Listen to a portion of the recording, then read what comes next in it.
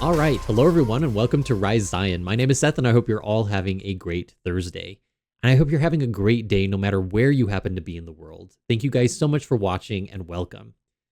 This week, I had the immense pleasure of speaking with a friend from Church Headquarters. From time to time, the church will reach out to different YouTube channels in the spirit of building relationships and having open communication with the community.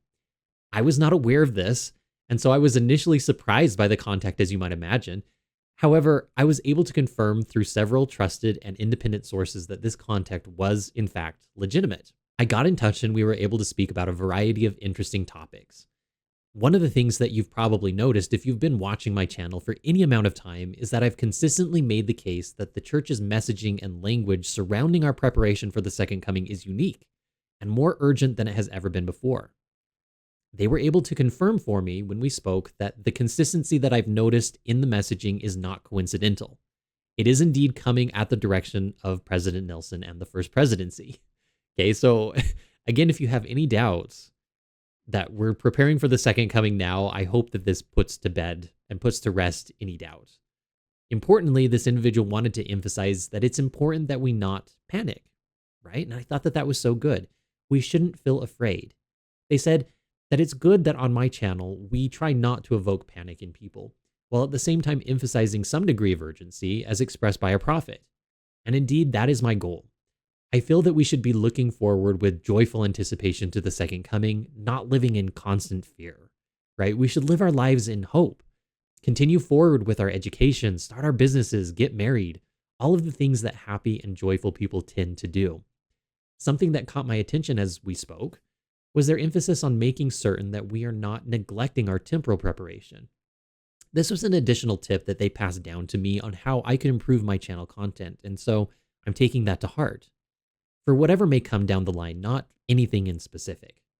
And my friend at Church Headquarters let me know that we should be not forgetting this important aspect in preparing for the second coming. I've had dreams that indicate that something might be coming our way, and we should prepare. Particularly my generation needs to prepare. The millennials are not ready. Most people are not ready, but there are many in my generation who don't even have homes yet, and certainly don't have a lot of space for food storage or other preparations. What can we do?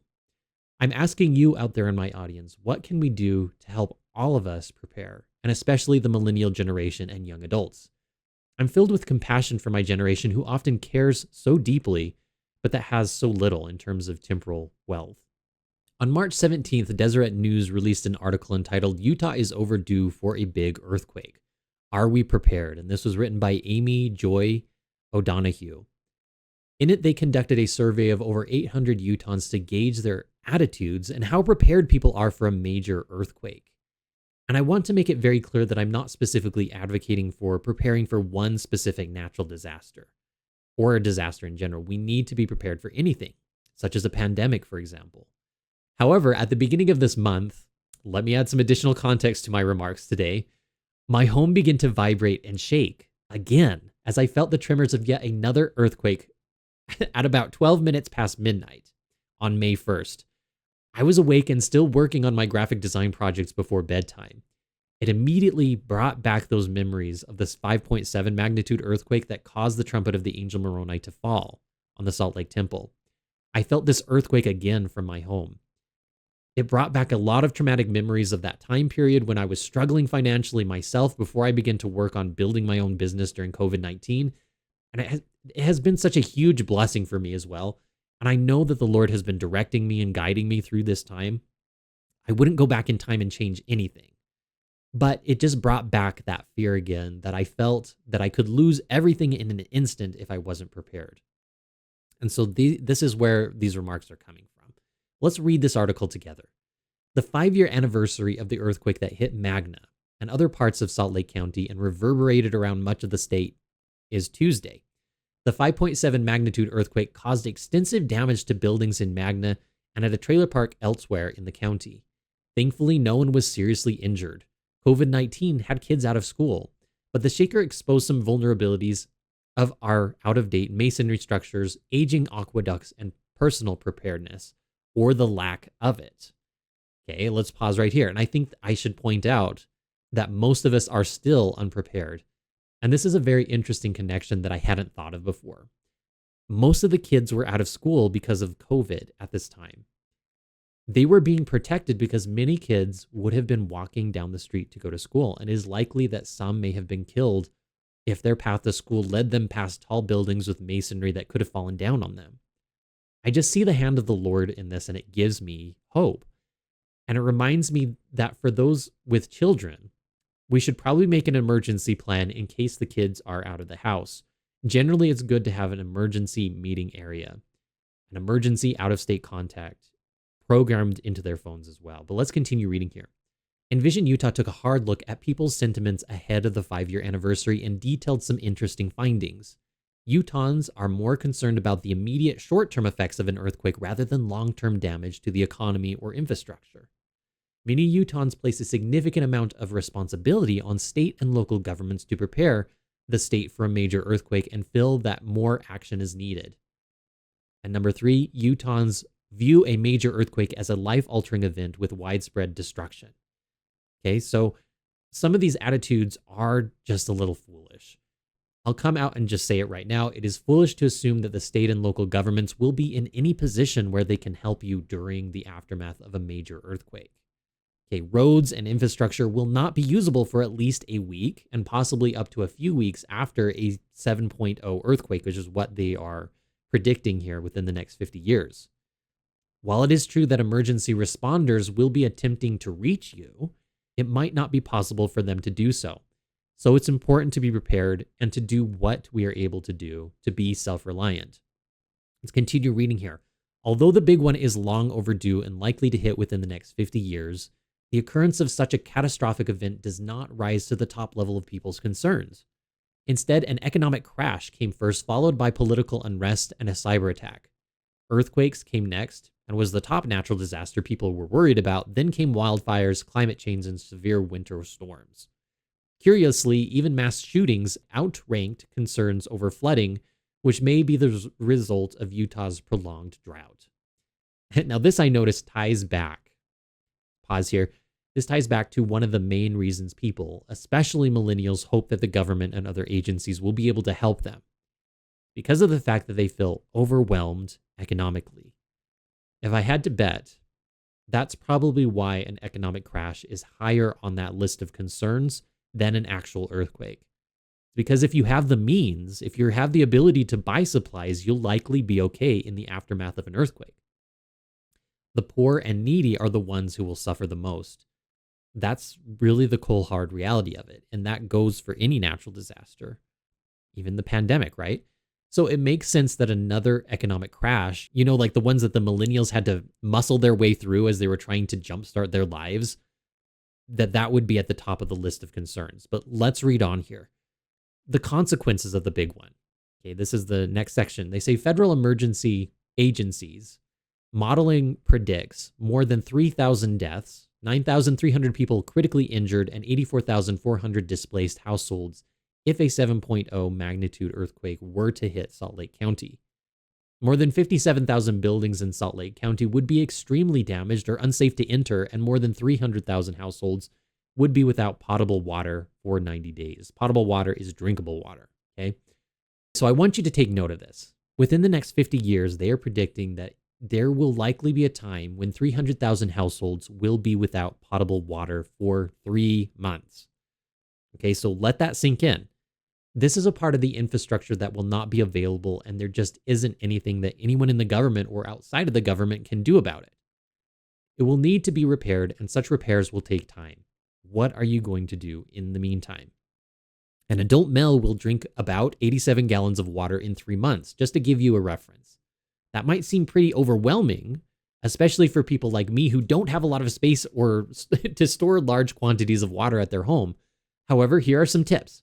If you have a hot water heater tank, you can use that water in your calculation. That's about 50 gallons of water already right off the bat. So in light of this, it starts to sound a little more manageable. In addition, you can buy tools to help you. There are tablets that you can buy to purify your water. You can boil water to make it drinkable, and you can also buy filtration devices. This can help you make sure that you are prepared without necessarily needing to store all of that extra water in your home at once. Though I would emphasize, again, that if it If it's at all possible, you should have as much water as you are able to store just in case. Okay. And here's another tip. If you'd like to know a way that you can use artificial intelligence, use AI to find out how much water you need for 3 months for your family. Use it to create a list of items to help you augment your food storage.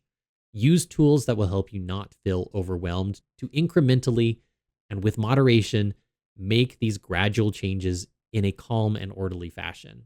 Okay.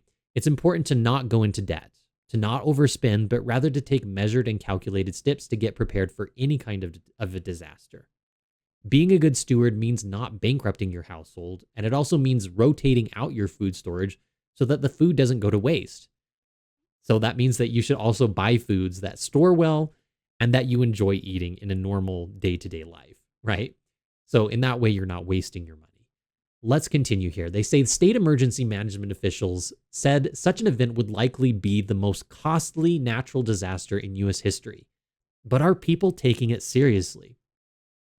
The most recent probe by Envision Utah shows while people strongly disagree that an earthquake won't be as bad as expected, 67%, it also noted that 50% of those surveyed say they have too many things on their mind or other pressing concerns to worry about an earthquake. Okay, so let's pause here just for a moment. This indicates that people are in fact taking the threat seriously, at least to some degree. 67% of people are aware of the danger, right? But the issue is that people feel overwhelmed. They have other things on their minds. Finances, for one, as was expressed earlier in this article. One of the great tools that Satan uses to paralyze us into inaction is making us feel overwhelmed by the task at hand, to make it feel as if there is no hope. There is hope, though. The very good news is that most people will survive a 7.0 earthquake. That is the main highlight of this whole situation. Most of the deaths and injuries that are estimated to occur are completely preventable with proper precautions. And so in order to help raise awareness and to just be very real with you now, I'm speaking to you right now, just me to you. I want people to understand that there is a good possibility that no one will be able to come help you for a week or longer if you're counting on the government to do that preparation for you. Okay, so that is the main message here, okay, that I want to convey. There is a good possibility that you won't be able to drive down the store to pick up a bag of flour and rice and propane if you need it. You may not be able to drive down to the next town over to help your sister-in-law. Okay, every bridge and overpass along I-15 will likely collapse in the impacted areas, and large cracks and holes will appear in the roads, and many of the roads will become impassable for a while. Okay, so it's a good tip is to have good walking shoes in case you need to go to a meeting place where you can gather some supplies. So have good walking shoes available. You need to make, in addition to this, you need to make a little time in your busy life to prepare for this kind of a disaster, especially if you live anywhere along the Wasatch Fault line. But again, in moderation and in such a way that you don't become overwhelmed by this task, right? And also take precaution that you have, medical supplies like surgical masks, and surgical masks serve a dual purpose as well. In case of a pandemic, we need to remember that last time we had this large earthquake in Utah, there was also a pandemic happening at the same time. So, have surgical masks. Well, let's continue. We expected people might be a little skeptical about the seriousness of an earthquake. We thought people might assume it's not actually going to happen or that it's not actually going to be that bad, said Jason Brown, Vice President of Education and Communications for Envision Utah. But what we saw is that Utahns definitely are worried about a major earthquake. They just don't feel like they have the time or energy to do everything it takes to be fully prepared or to do things that require the community, like upgrading infrastructure. Some Utah residents, according to the survey, said they believe communities will pull together to lessen an earthquake's impact, and agencies would then step in. Okay, so pause here. Again, I ask you, how? Okay, please make it make sense. How? Okay, they won't be able to reach you. The agencies will not be able to come for a little bit of time, okay, up to a week or several weeks. Okay, the government is not going to be able to come and help you. Okay, and also he's bringing up an important point here. People are taking it seriously, but not so seriously that they are taking steps to prepare. They don't have the time or energy to do things that require the community, like upgrading infrastructure. Okay, so this is a very interesting thought. If you live in an older apartment complex, for example, what would you do, right?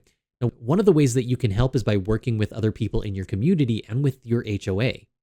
That would be a big project for sure, but just knowing some information, such as if seismic upgrades have been made to your building, might help you make important decisions. And I feel that this will be particularly important for millennials and young adults, as they are more likely to be living in smaller, cheaper apartments rather than their own homes.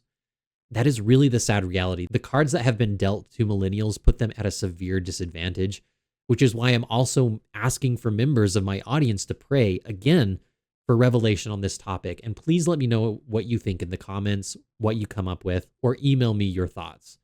Better yet, get in touch with your bishop and stake president about these things. Another option would be to help millennials improve their financial situation with better jobs as a Latter-day Saint community to help them qualify for larger homes. Maybe that's possible. If there are any members in my audience who work in banks or in finance who might have insights on how we are able to achieve this, I'd love to hear your thoughts. We have time to prepare, but we just need to get started on this. In any case, it may be necessary to work with trusted members of your community to come up with a food storage plan together if you have limited space in your home for storing anything that you might need, right? Of course, this is going to be up to each individual to seek their own revelation and to make an action plan according to their needs. If you aren't in a position to have your landlord renovate your building and you can't move, or if you don't feel you should, and you don't have that much room for food storage, do as much as you can do to prepare. Even a 72-hour supply of food, water, and basic first aid supplies may mean the difference between life and death. Let's continue reading here. They say in the article, here are some examples of what people commented about the earthquake survey. Honestly, I think it would be okay. Community members would come together. It wouldn't be too bad. Okay, pause here. Yes, I think that this is the case, but as long as we are working before the actual earthquake or disaster hits, so that we're all ready beforehand and not during the disaster itself. Machiavelli famously expressed that at the moment of crisis, the time for preparation is long over. The time for preparation is before the need for it arises. It says, it depends, but short term, I would expect that there would be help from people helping their neighbors, people from outside coming in to help. Long term, would have to rebuild infrastructure and housing, the economy. A lot of rebuilding would have to happen. The other person said, I think that in most areas, as far as government and emergency service are pretty prepared. I think that they would be overwhelmed. Hospitals may be less prepared. I think that most of them will probably be hopeful. I think the outcome would be short term. I think that it would be handled very well. Okay, so again, we have this person expressing that they think that the government is going to step in and help them. Well, and again, the emergency services might well be prepared, but the question is, how long will it take to get to you, right? How long will it take for them to get the help to you? And that amounts to how long it will take to clear the rubble and repair the roads enough to reach your general area. We need to realize again that we can't rely on the government, and we should be careful in assuming that members of the community will be able to help us if we haven't taken the time beforehand to create a plan. Let's read. It says, it certainly is not a huge group of people who think we'll be okay after a major earthquake, but I think that's probably coming from experience that a lot of us have had where there's a big storm and neighbors come together to help neighbors, Brown said. It feels good to have that sense of community. The problem is that this is not on the same scale at all. The devastation we'll see after a major earthquake is probably much closer to the destruction in New Orleans after Hurricane Katrina. The survey took place last summer involving 812 residents who live in or around the Wasatch Front. Okay, so pause here. Do you remember Hurricane Katrina? That's the scale of devastation we're looking at, closer to it anyway. We're not talking about a small-scale storm here. I'm pleased that people are taking the threat at least somewhat seriously, but I feel worried that people are not worried enough about it, that they feel compelled to prepare more urgently and to get involved with the community before an earthquake occurs. I feel particularly worried about younger adults and millennials. My mind is troubled by the situation many of them find themselves in. I think there are many ways we can help improve the way that we help each other. But in particular, I feel that we need to help this generation get prepared. Okay, so one of my viewers, as I was preparing this episode, who is a millennial, shared her personal experience of feeling completely overwhelmed and paralyzed by the task of getting prepared. And we certainly want to avoid that. That's why I'm sharing this story with you. She had just read Julie Rowe's book for the first time in 2015 and was invited to an Avow Facebook group. At the time, she and her husband were living paycheck to paycheck and still paying hospital bills for the birth of their second son. They did not have food storage or even sleeping bags for their boys, and many in the Avow Facebook group were telling people that there would be a call out to the mountains, okay, where people would have to go away, where they would have to live for possibly multiple winters out in the mountains somewhere. Many of the people in the Facebook group bought tents that cost thousands of dollars and had exhaust flaps for wood-burning stoves. She was very concerned that without this expensive equipment and at least a year's supply of food, that she wouldn't be able to protect her kids. Okay, so this strikes right at the heart of the home, right? Luckily, her husband talked her out of going into debt and making extreme preparations. The deadline for the call out came and passed, and her fear ebbed. However, she shared with me again that just a few years ago, during COVID, she again felt prompted to build up her food storage. But this time something was different. The Spirit was leading the way, and she didn't feel afraid or overwhelmed. She was inspired to look at what the church recommends, and she realized that they recommend starting off small. They say, take the amount of food you would need to purchase to feed your family for a day and multiply that by 7. That is how much food you would need for a 1-week supply. Once you have a week's supply, you can gradually and incrementally expand it to a month and eventually 3 months. Starting with just 1 week of food was much more manageable, something she could do right now. She's still working on building up the food storage, but she's adding just 1 more day of food and water at a time for now. When they get to 3 months, she plans to start adding those longer-term staples like rice, beans, flour, sugar, salt, emergency surgical masks, for example, and hand sanitizer, and all the other things that the church recommends for a 1-year supply. So it's important to remember, if you find that you feel overwhelmed, listen to the Spirit. Try building just a 72-hour supply for now, then make it a week, then 2 weeks, then just keep building from there. As you get started, she promises the Spirit will start to guide you about other items you should store, and the Lord will help you come up with ideas for where to store it. He can also inspire you about how to improve your financial situation. This was very key. She said that is something she and her husband have seen blessings with this past year as they've made self-reliance their primary goal. Okay, so that is the end of her story. Much has been said about the millennials. Okay. But I feel some of it bears repeating. And what I say right now might not be very popular with some in my audience. But I feel a deep and growing concern for my fellow millennials and young adults who, through no fault of their own, have been dealt an incredibly difficult hand economically. Many of us work tirelessly. Okay, yet home ownership remains far out of reach. Rent consumes their income, and saving for the future feels like an impossible dream. I was blessed with a home myself. I am one of the lucky ones. I want to lovingly implore our older generations, our parents and our mentors in the faith, to open their hearts to the realities that millennials face. When you were our age, a single income could buy a home and feed a family, and that world no longer exists. By and large, they don't have basements stocked with wheat and water. Many barely have closets. But what many millennials do have is faith and a desire to be ready. I feel they need your compassion, your wisdom, and your help in revelation. Let's come together as a body of Christ across generations and build up Zion by ensuring every household, no matter how small, is spiritually and temporally prepared. Now is the time to lift the hands that hang down, especially among the rising generation who desperately want to stand, but are carrying a weight that they were never meant to bear alone. As we do this, I know that the Lord will bless our efforts. Let's get involved in our wards and stakes and get in touch with our bishops and prepare every needful thing. I say these things humbly in the name of Jesus Christ. Amen.